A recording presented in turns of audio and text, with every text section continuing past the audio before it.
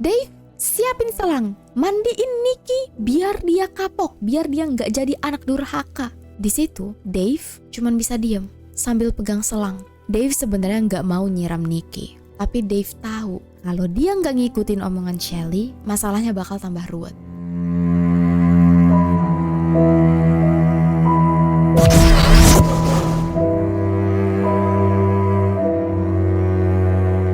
Kenapa Sami lebih disayang? Mungkin karena Sami tahu gimana caranya ngehandle Shelly. Tiap kali Shelly marah, tiap kali Sami dihukum, Sami bakal diem dan dia terima aja. Kalau misalnya mood ibunya lagi bagus, Sami bakal berusaha untuk manis-manisin ibunya. Sami juga lebih pinter ngomong, lebih punya banyak teman. Mungkin itu yang membuat Shelly ngerasa agak segan dan takut ngehukum Sami. Dia takut Sami bakal cerita ke teman-temannya. Beda dengan Nikki yang lebih pendiam, hampir nggak punya teman, dan kalau misalnya dihukum oleh Shelly, selalu berusaha untuk lari. Jadi Nikki sering banget dicambuk sampai nggak bisa jalan. Sering banget bagian belakangnya tuh berdarah. Nikki sering banget dihukum, diasingkan, masuk ke dalam lemari selama berhari-hari. Shelly bilang, selama kamu dihukum, kamu pikir baik-baik kenapa kamu jelek, kenapa kamu nggak berguna, dan kamu bakal aku kurung di sini sampai kamu tahu jawabannya. Bayangin. Perasaan anak mana yang gak hancur digituin? Selama berhari-hari Nikki beneran gak keluar dari lemari itu. Dia cuma dikasih ember. Untuk apa? Untuk buang kotoran. Untuk pipis. Setiap hari Sami yang bakal ngetok buat ngambil ember biar dia bersihin. Kadang-kadang Sami berusaha untuk menghibur. Selama Nikki dikurung, dia sering banget baca-baca buku yang ada di dalam lemari. Dan jujur, Nikki kadang lega. Karena selama dikurung, dia gak usah dengerin suara ibunya yang marah-marah. Dia bisa baca buku dengan tenang. Berhubung Nikki dan Sami sudah disiksa dari kecil, mereka nggak pernah ngadu ke Lara, nenek mereka yang sebenarnya sering banget ngejenguk. Karena mereka kira mungkin semua keluarga memang kayak gini. Cuman emang ibu kami agak lebih aneh aja.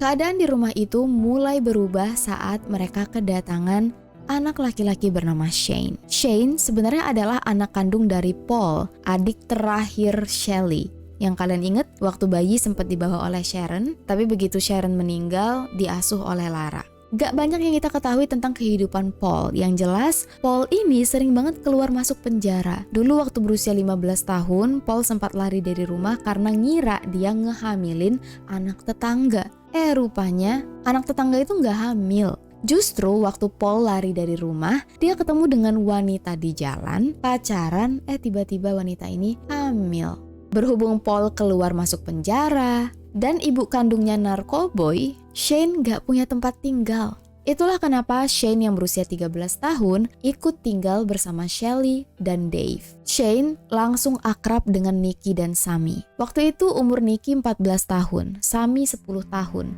Jadi umur mereka ini deket-deket. Wajarlah kalau mereka langsung sayang. Nganggep satu sama lain udah kayak saudara kandung. Shane ini kayak abang bagi mereka. Awal Shane pindah ke rumah itu, dia disayang banget. Shelly saking sayangnya bangun kamar baru khusus untuk Shane di lantai ruang bawah tanah. Semua barangnya serba baru, satu set full.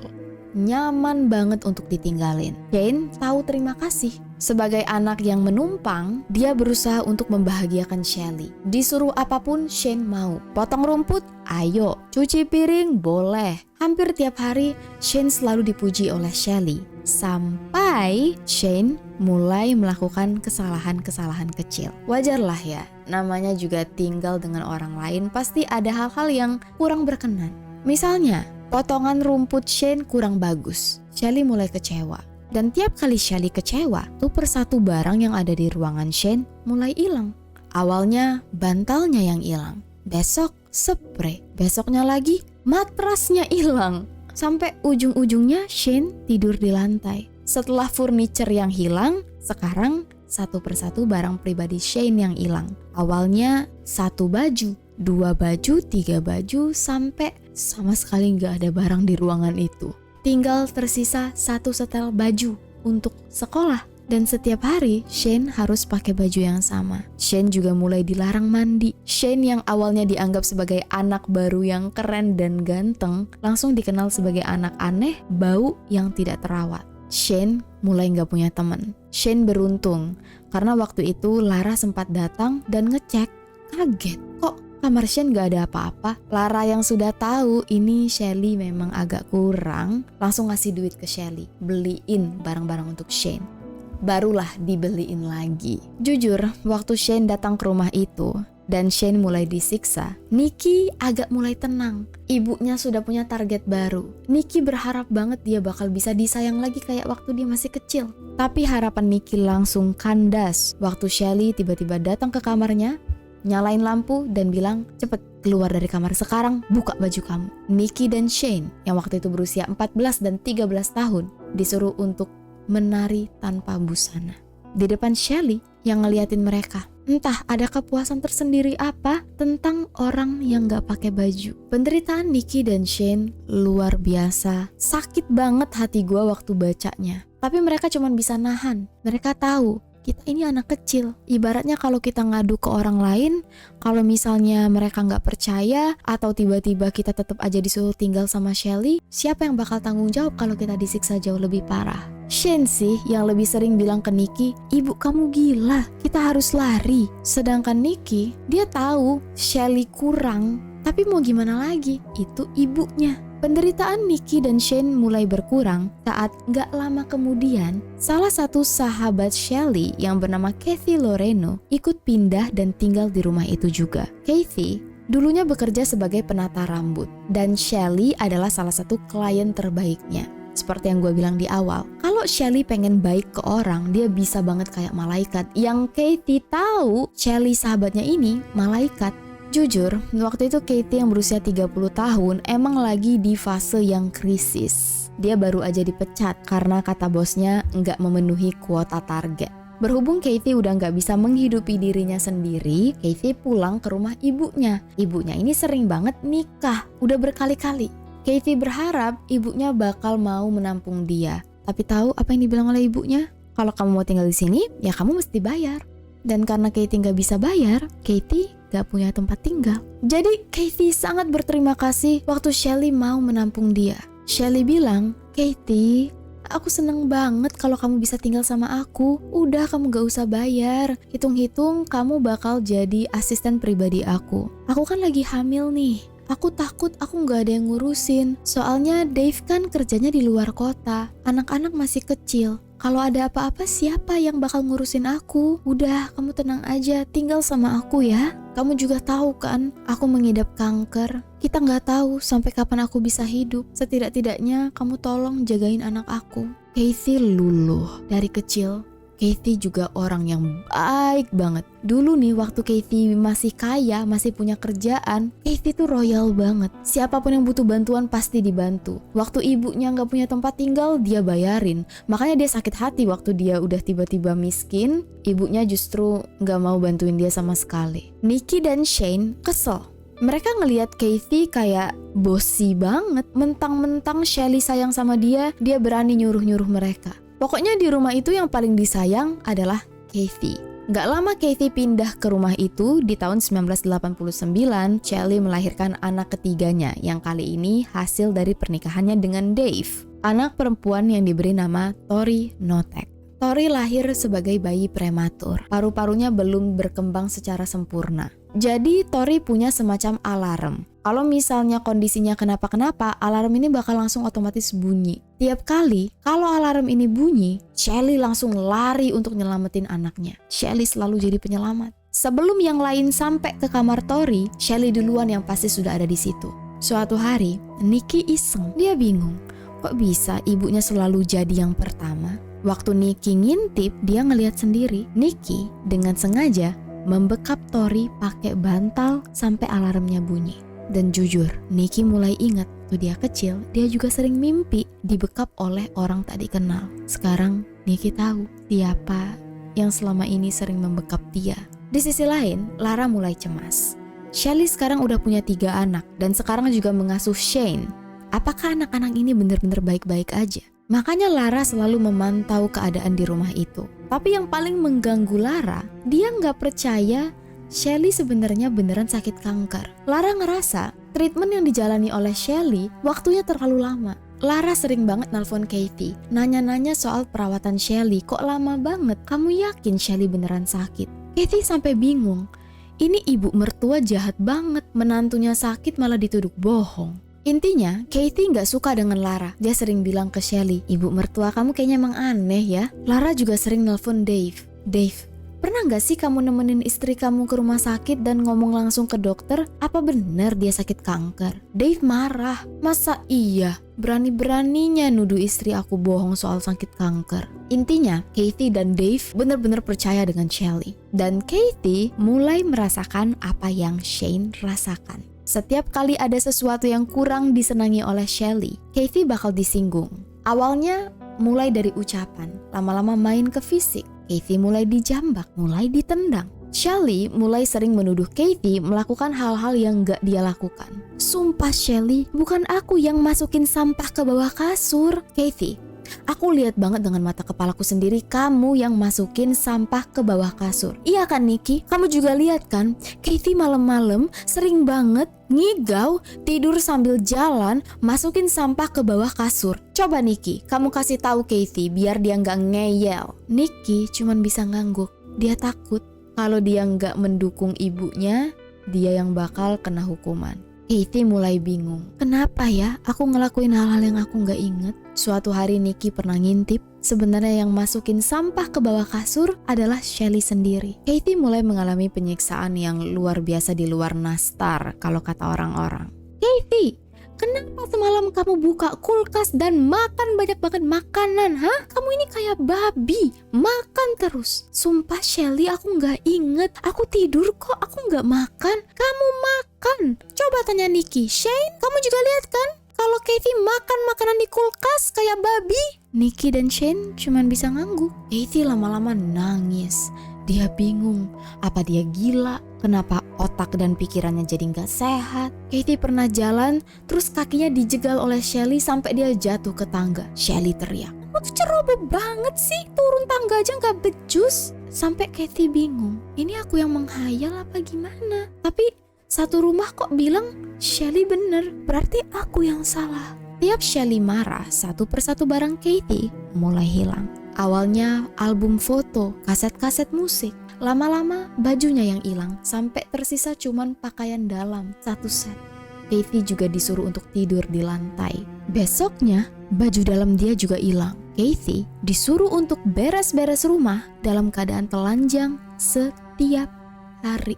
Kalau Kathy mau masuk kamar mandi, dia harus minta izin dulu. Kalau mau mandi, harus di kebun bagian belakang dan pakai selang, kayak hewan peliharaan. Jujur, Nikki, Shane, dan Sammy ngerasa lega karena sekarang ibu mereka punya target baru.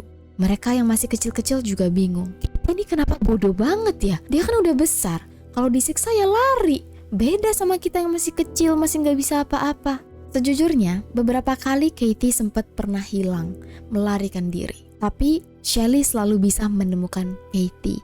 Kathy juga mulai dikasih obat-obatan. Ini obat vitamin untuk kamu, harus diminum. Tapi setiap kali Kathy minum obat, pikirannya justru makin berawan. Dia justru makin lupa dengan apa yang terjadi dengan dia. Shelly sering banget nyuruh Shane dan Nikki untuk nyiksa Kathy. Harus. Kalau Shane dan Nikki membantah, justru mereka yang bakal disiksa. Jadi Shane dan Nikki sering banget terpaksa nendang Kathy. Tiap kali Kathy nangis, Shelly bakal suruh Kathy untuk sembunyi dalam lemari. Kamu tunggu di sini aja ya. Aku sedih lihat kamu disiksa oleh Shane dan Nikki. Pokoknya kamu sembunyi dalam lemari, jangan keluar. Aku ngelakuin ini karena aku sayang sama kamu. Aku nggak suka lihat Shane dan Nikki menyiksa kamu. Kamu tahu kan? Kathy cuma bisa ngangguk sambil nangis. Jangan lupa ya, tiap hari Kathy gak pakai busana dan diperlakukan kayak hewan peliharaan. Jadi lama-kelamaan otak Kathy mulai rusak. Kalau kalian tanya, Dave, kepala keluarga di keluarga ini, sering banget nanya ke Shelly kenapa dia kejam banget dengan Kathy. Dan Shelly selalu punya alasan. Dia bilang, kamu tahu gak sih Dave, kemarin si Shelly masuk ke kamar Shane sambil gak pakai baju. Bayangin, aku takut loh Shane dia papain. Wajar kan aku kejam ke Kathy, dia harus dikasih pelajaran. Aku takut anak kita dia papain. Jadi Dave cuma bisa diem. Karena kalau dia juga membantah, ya dia tahu dia yang bakal jadi target. Semenjak itu, setiap kali keluarga ini pergi, entah camping, entah ngelondri baju, Kathy selalu disuruh ikut. Tapi selalu harus masuk ke dalam bagasi mobil. Kathy dibawa kemana-mana tapi gak pernah turun, selalu di dalam bagasi. Kecuali ada hal yang harus dia lakuin baru Kathy dibolehin keluar. Tapi itu pun kalau mau tidur ya balik lagi ke dalam bagasi. Kathy mulai sakit-sakitan, tapi Shelly bilang, tenang, aku ini mantan suster, aku tahu Kathy harus minum obat apa. Kathy, kamu harus minum obat-obat ini kalau kamu mau menjadi lebih sehat. Pokoknya kamu ikutin omongan aku ya, aku sayang banget loh sama kamu. Tapi semakin hari, kondisi Kathy justru makin memburuk. Di suatu sore hari, Kathy duduk di belakang halaman rumah. Dia makan dari mangkuk langsung, kayak hewan. Di atasnya, Shelly duduk sambil motongin rambut Kathy. Kalian ingat kan, dulu Kathy adalah penata rambut. Hal yang paling dibanggakan oleh Kathy adalah rambutnya yang indah. Jadi adegan dimana Shelly memotong rambut Kathy acak-acakan sampai jelek banget adalah momen yang luar biasa sakit. Bahkan Shane, Nikki, dan Sammy sakit hati ngelihatnya. Kathy nangis, tapi dia gak meraung, cuman ngalir aja air mata. Nah anak-anak, bagus kan rambut Kathy yang baru? Aku loh yang motongnya. Bagus kan? Tiga anak ini cuma bisa ngangguk. Meskipun Kathy adalah target utama, Shane dan Nikki masih juga sering disiksa. Tapi nggak sesering dulu. Pernah Shane dilakban ke dinding, disuruh buka baju. Lalu Shelly mengoleskan hot cream ke bagian intimnya Shane. Itu luar biasa sakit banget. Semakin dewasa, Shane semakin sering kabur dan dia berkali-kali bilang ke Nikki, kalau misalnya aku udah lulus dari SMA, aku bakal langsung lari dari rumah ini. Sekarang aku gak bisa, soalnya selalu ditemukan dan aku juga gak bisa kabur jauh-jauh banget karena gak punya uang. Tapi Nikki, kalau suatu hari kita udah lulus, kamu mau gak ikut lari kabur bareng aku? Nikki diam. Aku mau, tapi sampai kita lulus SMA ya. Dan ini adalah janji mereka berdua. Mereka cuma bisa diem ngelihat kondisi Kathy makin lama, makin gak kayak manusia. Kathy disuruh untuk pergi keluar tanpa busana saat musim salju. Naik ke atas bukit dan disuruh meluncur ke bawah. Berkali-kali Shelly teriak, ulangi.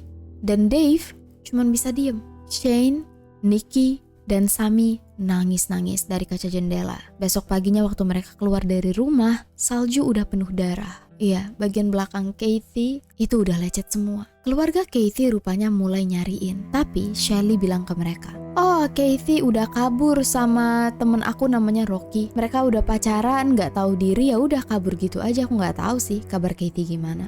Untuk mendukung kebohongan ini, Shelly memaksa Kathy untuk nulis surat yang kemudian ditandatangani. Waktu keluarga Kathy menerima surat ini, mereka percaya karena mereka tahu itu tulisan Kathy. Mereka cuma gak nyangka aja Kathy menulis surat itu dalam kondisi tidak sehat dan dipaksa. Entah kenapa, Shelly, Dave, Shane, Nikki, dan Sammy pindah ke rumah baru di tahun 1992, rumah di Monohon Landing. Rumah yang jujur, kecil banget dan jauh lebih di bawah rumah mereka sebelumnya. Meskipun rumah ini terletak di jalan raya, lokasinya sangat tersembunyi. Tetangga sekitar nggak bisa ngelihat apa yang terjadi di rumah itu. Kemungkinan besar mereka pindah ke rumah ini karena Dave sudah nggak punya duit lagi. Hutang mereka banyak. Tiap bulan Shelly selalu gonta-ganti mobil harus keluaran terbaru. Beli baju harus yang paling mahal. Ke salon gak pernah tinggal. Pokoknya Shelly hidupnya kayak orang paling kaya lah. Gak tahu aja itu duitnya semuanya ngutang. Kartu kredit semuanya dibuat oleh Shelly atas nama Dave tanpa persetujuan Dave. Sedangkan Dave,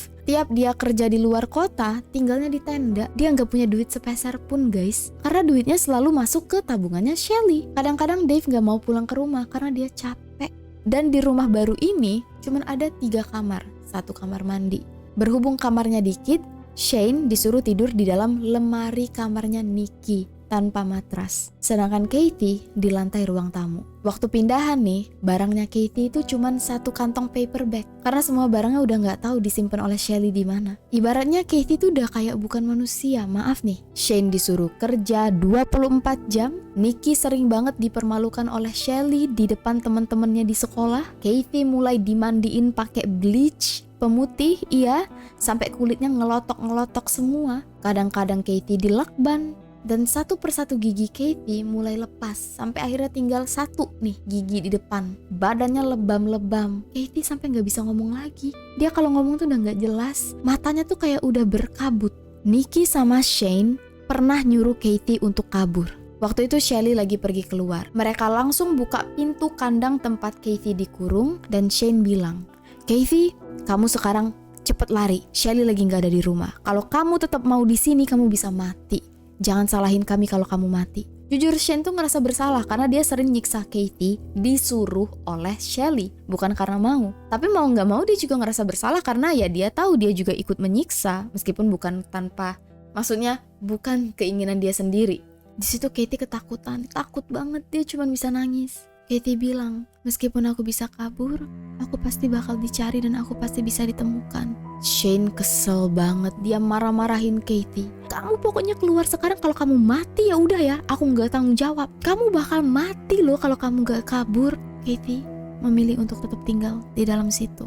Katie mulai disuruh makan makanan yang gak layak banget guys, bayangin. Sisa makanan di kulkas yang sudah basi, di blender oleh Shelly dan dia suruh Katie untuk minum. Gue bayangin aja kayak langsung memual.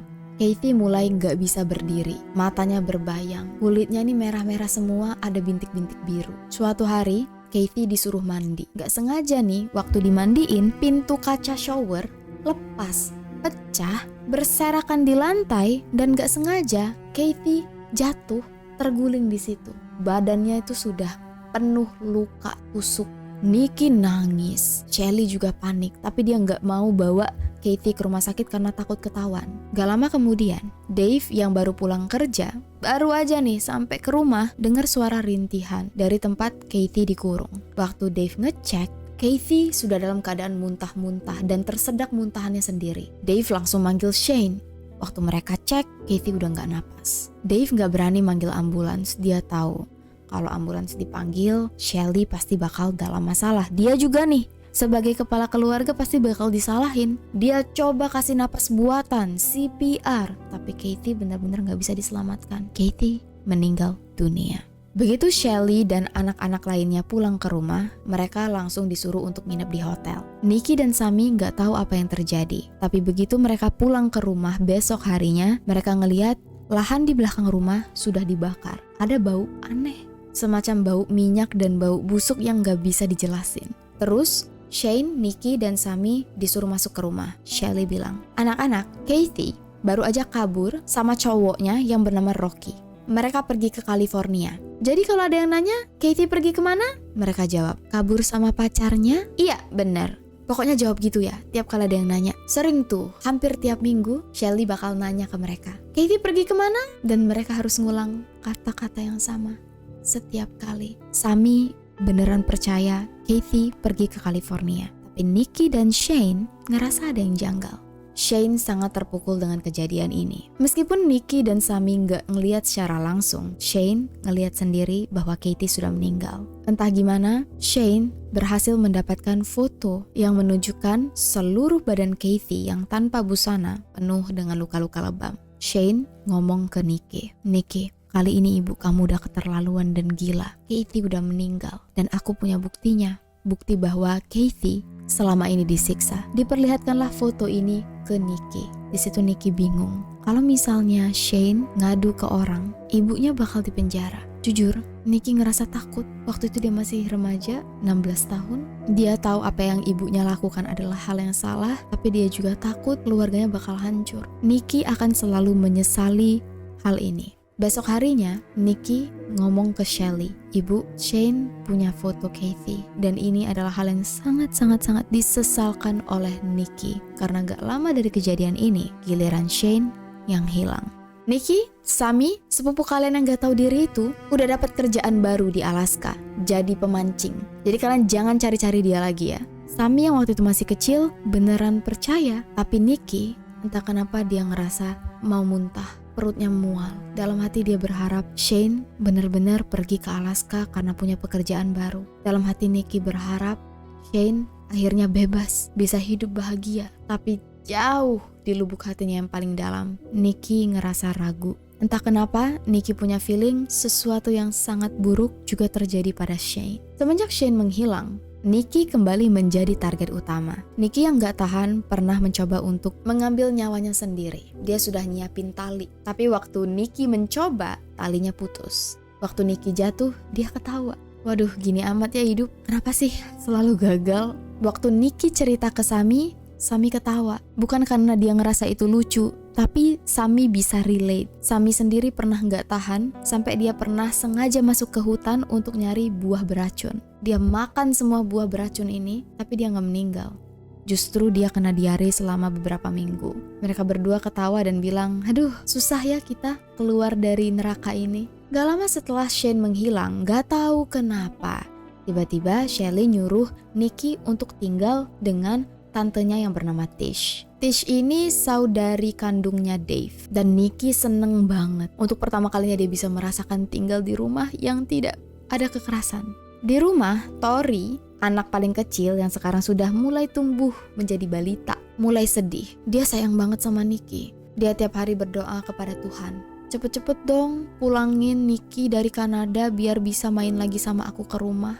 Terus Tori nulis surat untuk Tuhan. Dia bilang, Tuhan kayaknya Nikki gak pulang ke rumah karena ibu kejam banget sama dia. Surat ini Tori tempel ke jendela. Paginya dibaca oleh Shelly. Shelly marah banget. Untuk pertama kalinya Tori yang baru berusia 6 tahun menerima penyiksaan pertamanya. Tori ditampar.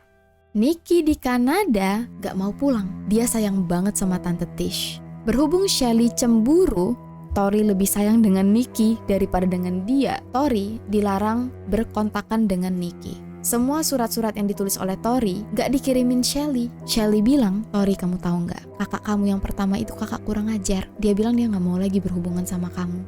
Dan Tori yang masih kecil percaya. Tiap hari, Shelly selalu ngejelek-jelekin Nikki di depan Tori sampai Tori yang awalnya sayang banget sama kakaknya, benci banget. Satu-satunya orang yang masih kontakan dengan Nikki di rumah itu adalah Sami. Itu pun Sami diem-diem karena dia tahu kalau ibunya tahu, dah habislah. Mungkin karena kurang bahan siksaan, Shelly mulai nyuruh Nikki untuk pulang ke rumah. Tapi Nikki gak mau. Kebetulan banget Nikki dapet kerjaan. Dan semenjak dia udah punya duit sendiri nih, Nikki gak mau lagi pulang ke rumah. Gara-gara Nikki udah gak ada di rumah, giliran Sami yang menjadi target utama Shelly. Tapi bedanya, Sami sekarang tahu caranya melawan. Sami pernah ngelapor nih ke sekolahnya. Tapi waktu dia pulang ke rumah, dia takut sendiri waktu ngelihat muka Shelly. Wah gawat nih aku, mati nih. Saking mentalnya tuh udah dirusak oleh Shelly, Sami langsung nelpon sekolahnya sendiri untuk minta maaf dan bilang, maaf pak, aku bohong, sebenarnya ibuku baik, iya maaf aku hilaf.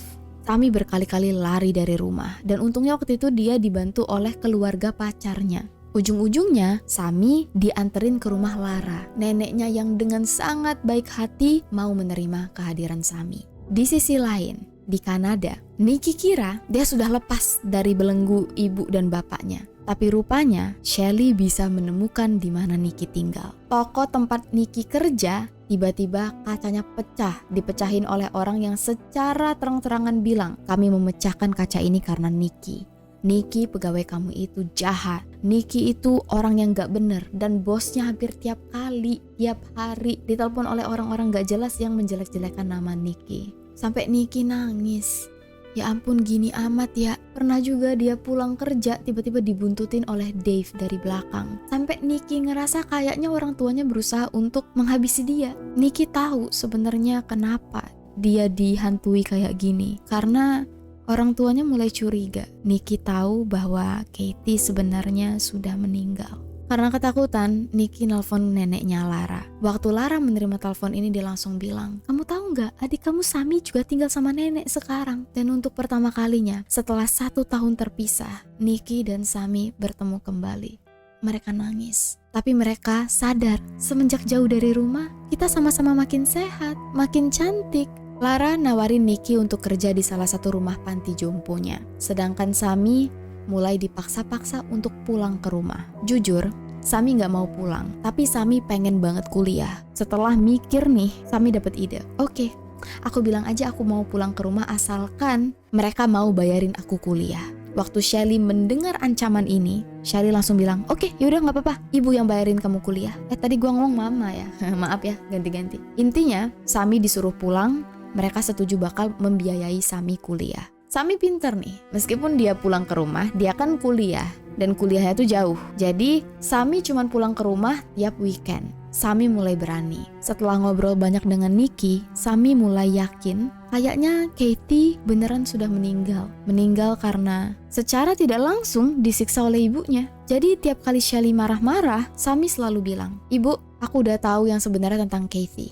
Shelly selalu diem kalau dia udah dengar omongan ini. "Aku tahu ibu yang bunuh. Aku juga tahu ibu cuma pura-pura sakit kanker."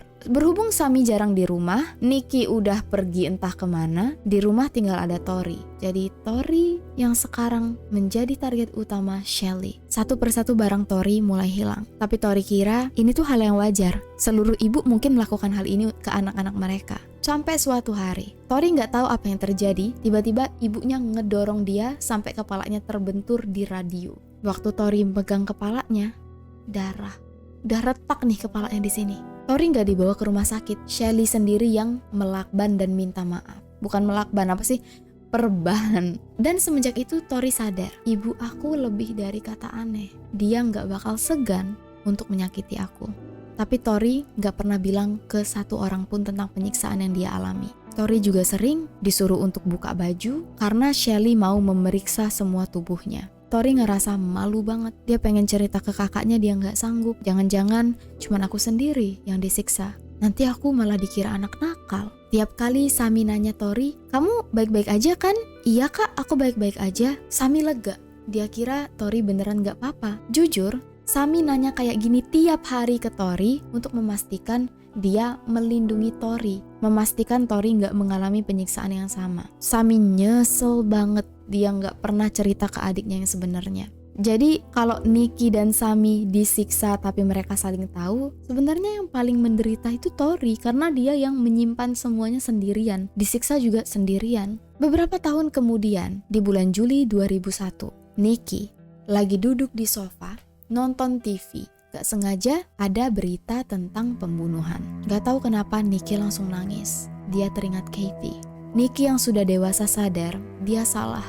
Harusnya dia langsung lapor ke kantor polisi. Keluarga Katie berhak untuk tahu apa yang sebenarnya terjadi. Nikki langsung nelpon Lara. "Nek, aku mau cerita." Dia ceritain semua yang terjadi dengan Katie. Dan detik itu juga Lara langsung ngajak Nikki ke kantor polisi untuk cerita apa yang terjadi. Nikki juga ngasih tahu pacarnya yang bernama Chad dan Sami bahwa dia udah ngelapor ke polisi dan apa yang terjadi. Dan untuk pertama kalinya Nikki berani ngomong, kayaknya Shane juga dibunuh.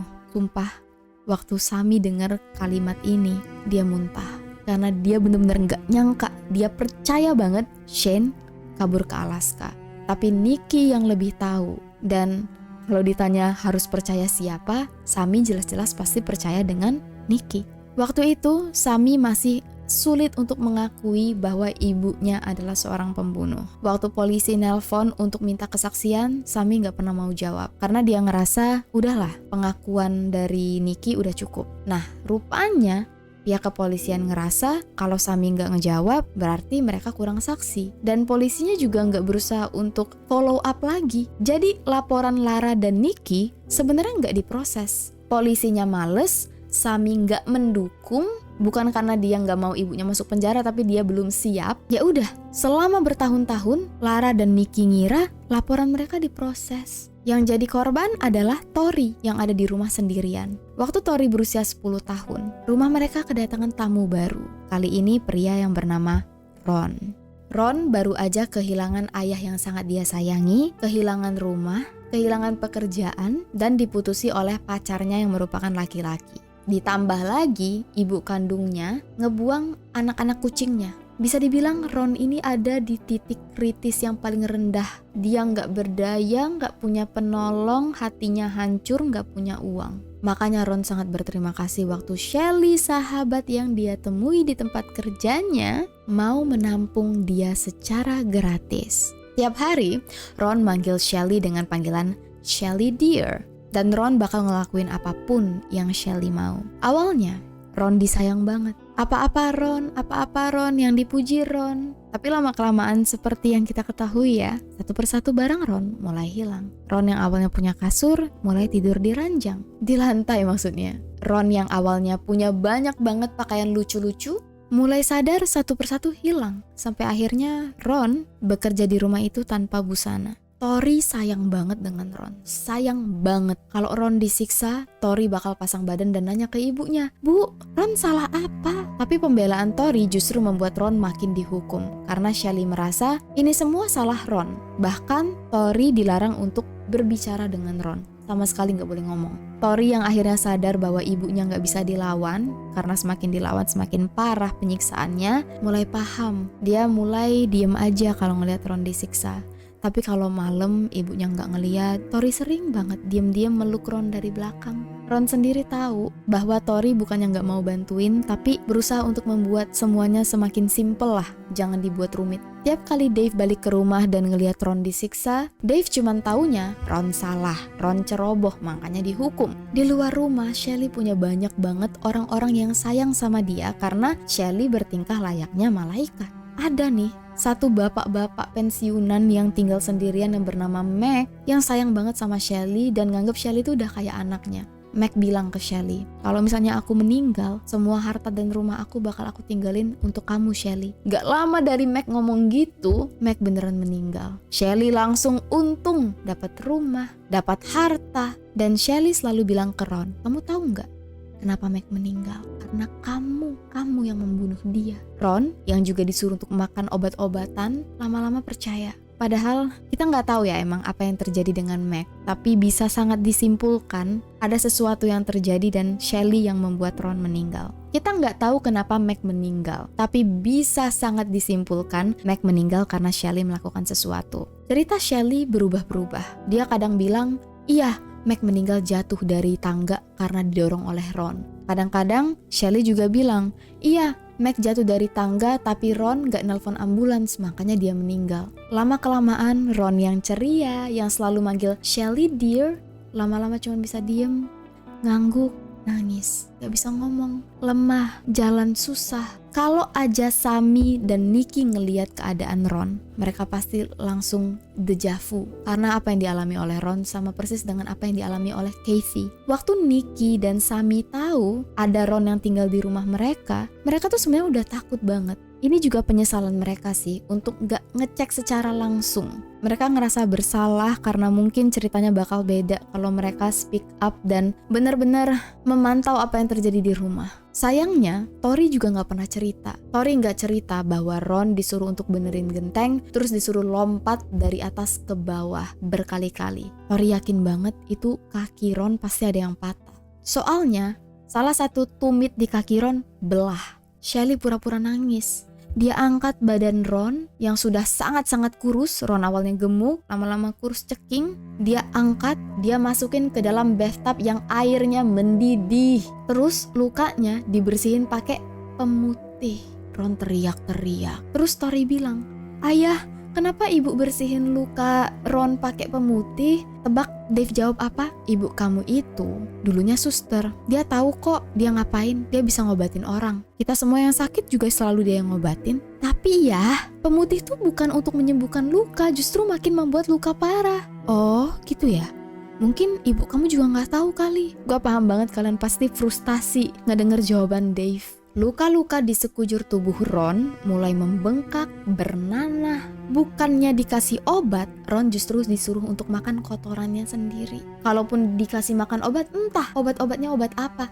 Itu Shelley beli sendiri, sampai Ron gak bisa jalan. Ngeliat kondisi Ron yang luar biasa udah kayak, aduh, Tori nangis dan dia bilang ke ibunya, "Bu, tolong Bu, bawa Ron ke rumah sakit. Kalau kayak gini terus Ron bakal meninggal." "Tori, kamu itu masih kecil, kamu gak tahu. Ibu ini suster. Ron tuh udah baikan kok. Aku ini suster, pokoknya kamu percaya aja dah." Lalu besok harinya, tiba-tiba Tori disuruh untuk ngunjungin Sammy yang tinggal di dekat kampusnya. Pertama kalinya banget. Dari dulu Sammy udah sering minta ke ibunya boleh nggak Tori nginep sama dia.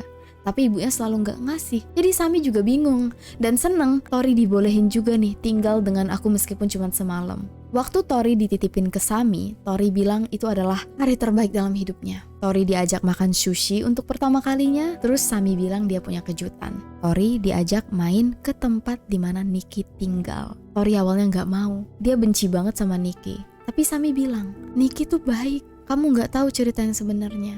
Dan waktu ketiga saudara perempuan ini berkumpul, mulai terungkap rahasia yang berusaha untuk disembunyikan oleh masing-masing dari mereka. Tori akhirnya cerita bahwa dia mengalami penyiksaan, dan di situ juga Sami dan Nikki nangis karena mereka tahu gimana rasanya jadi Tori dan mereka merasa gagal. Sami bilang, "Aku yang salah. Aku yang harusnya nanya ke kamu secara spesifik dan harusnya kami cerita bahwa kami ngalamin penyiksaan untuk memastikan kamu gak mengalami penyiksaan." Mereka bertiga bingung, haruskah ngelapor ke polisi? Tapi polisi juga gak menanggapi laporan. Kalaupun misalnya polisi nanggepin laporan, keluarga kita nanti gimana? Jadi Nikki dan Sami nanya ke Tori, "Kamu mampu gak bertahan beberapa tahun lagi sampai selesai sekolah supaya kamu bisa keluar dari rumah dan udah kita tutup cerita sedih kita ini rapat-rapat biar orang gak ada yang tahu?" Tori terpaksa ngangguk, "Aku bakal berusaha." Begitu Tori dijemput oleh Shelly, Tori gak cerita kalau misalnya dia ketemu sama Nikki, soalnya Shelly pasti bakal marah banget. Tapi waktu Tori pulang ke rumah dan nyari, "Ron kemana ya?" Shelly diem. "Ron udah pulang ke Tacoma, dia udah punya kerjaan baru. Kamu jangan cari-cari Ron lagi ya." Dalam hati Tori, dia nangis. Tori yang sudah diceritain kisah tentang Katie dan Shane yang hilang dan kemungkinan dibunuh oleh ibunya, nggak tahu kenapa langsung tahu Ron pasti juga sudah meninggal. Tori nangis dan dia takut banget ibunya tahu bahwa dia tahu kalau ibunya bisa menghabisi 3 nyawa dan hampir mau menculik Nikki, kakaknya sendiri. Siapa yang bisa menjamin Tori bakal baik-baik aja? Malam itu juga Tori nelpon Nikki dan Sami. Tori bilang, "Aku gak kuat kak, kayaknya aku juga bakal dibunuh oleh ibu. Ron hilang. Aku yakin banget Ron meninggal. Terakhir waktu aku tinggalin Ron di rumah ini, kondisinya udah kayak orang sekarat." Nikki dan Sami akhirnya gak bisa nutup mata lagi. Selama ini mereka berusaha untuk nutup mata, tapi sekarang nyawa Tori taruhannya. Dengan berat hati, mereka berdua datang ke kantor polisi dan cerita sampai semua orang di kantor polisi nangis. Lara juga ditelepon dan ngebantuin cucu-cucunya. Waktu itu belum ada yang namanya HP ya. Tori pun bisa nelpon Sami itu diem-diem. Jadi Tori nggak tahu apa yang terjadi. Tori cuma bisa nunggu. Besok harinya Lembaga Perlindungan Anak datang untuk menjemput Tori. Shelly teriak-teriak dan mulai nyalahin Sami dan Nikki. "Pasti kalian nih." "Ibu, aku nggak tahu apa-apa." Sami masih bisa bohong. Sedangkan Nikki dia sama sekali nggak ngangkat telepon. Karena Shelly kepo banget, dia pengen tahu. Shelly ngirim Dave untuk datang ke kantor polisi, mata-matain apa aja yang diomongin oleh polisi. "Aku pengen tahu siapa yang ngadu." Waktu Dave datang ke kantor polisi, Dave justru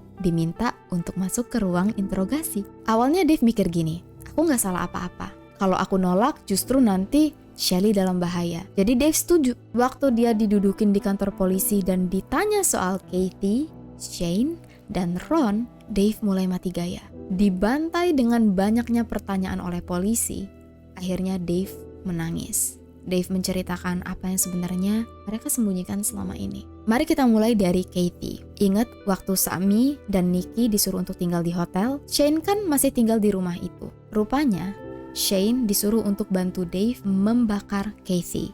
Makanya waktu besok harinya Nikki dan Sami pulang dari hotel, mereka bilang ada bau gak enak dan ada asap tebal. Itu sebenarnya karena Katie dibakar habis. Abunya dibuang ke sungai. Sampai sekarang gak ada sedikit pun sisa dari tubuh Katie yang ditemukan.